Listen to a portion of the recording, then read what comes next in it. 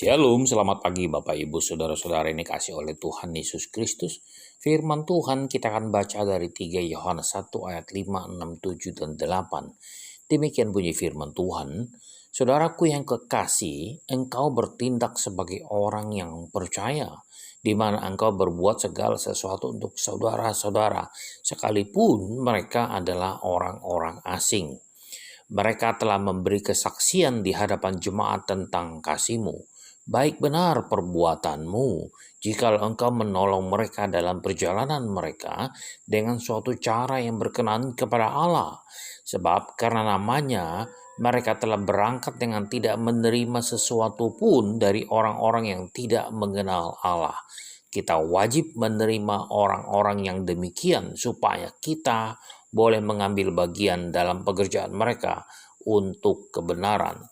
Saudara yang dikasih oleh Tuhan Yesus Kristus, Rasul Yohanes di sini menyebut orang-orang sebagai orang yang bekerja untuk kebenaran adalah mereka yang menyerahkan diri untuk melakukan pekerjaan Tuhan, saudara, yang menghasilkan kehidupan.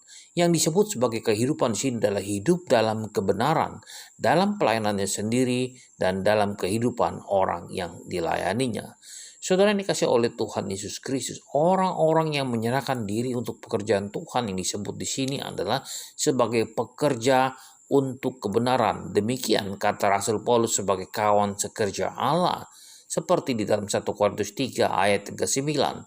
Karena kami adalah kawan sekerja Allah, kamu adalah ladang Allah, bangunan Allah. Nah, saudara, setiap orang yang menerima mereka dan yang memberikan pertolongan kepada orang yang bekerja untuk kebenaran disebutnya sebagai kawan sekerja Allah, turut mengambil bagian dalam pekerjaan yang mereka lakukan. Apa yang maksud dengan mengambil bagian di sini, saudara? Yang pertama adalah menerima dengan baik ajaran yang disampaikan oleh para rasul itu, saudara. Yang kedua adalah ketika mereka bisa melayani secara sesama, secara perorangan, ataupun kelompok, ataupun jemaat, maka itu juga adalah pelayanan yang kita lakukan untuk kemuliaan Tuhan. Saudara, saya mau sekali lagi, apakah ini disebut dengan mengambil bagian? Yang pertama adalah menerima dengan baik ajaran yang disampaikan oleh para rasul itu. Yang kedua adalah ketika kita bisa melayani sesama secara perseorangan atau kelompok atau jemaat, maka itu juga disebut pelayanan kepada Tuhan.